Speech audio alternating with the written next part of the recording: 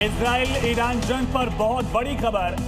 ईरानी air space पूरी तरह से खाली हो गया है। ये तस्वीर आप देखिए, पूरा एयर स्पेस जो है ईरान का, गल्फ के आसपास का पूरा रीजन, इस वक्त वहां कोई फ्लाइट ऑपरेशन नहीं है। और ये जो हालात वहां पर है उसी को देखते हुए बड़ा फैसला लिया गया है। आपको तस्वीरों के जरिए भी समझाने की कोशिश कर रहे हैं। पूरा का पूरा जो ईरानी एयर स्पेस है वो इस वक्त खाली कर दिया गया है और यही संदेश है कि आने वाला समय बिल्कुल अच्छा यहाँ पर होने नहीं वाला है, यानी कि एक और बड़ा युद्ध यहाँ हो सकता है। रविंद्र सर, आयुष ने जो सवाल पूछा आप उसका भी जवाब दीजिए। और ईरान क्या कर सकता है? क्या जो प्रॉक्सी ग्रुप्स की जो इससे पहले भी तरकीब वो अपनाता रहा है, क्या वो हिजबुल्लाह या हमास का सहारा लेगा, या वो इस स्थिति में है ईरान की सीधे सैन्य अटैक कर सकता है?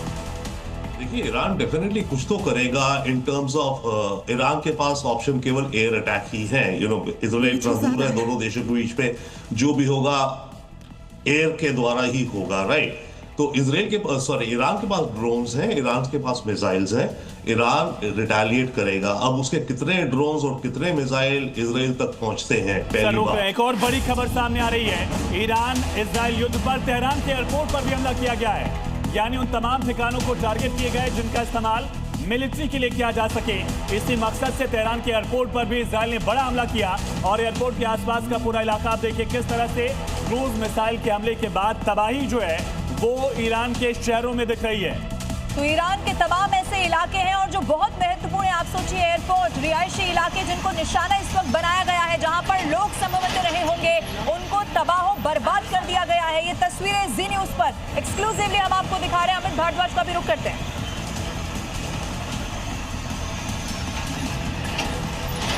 अमित, अब काउंटर अटैक ईरान की तरफ से किया जा सकता है, लेकिन क्या ये रिजीम चेंज के लिए युद्ध की शुरुआत है या सिर्फ परमाणु हथियार ईरान डेवलप न कर पाए इस मकसद से अटैक है? ये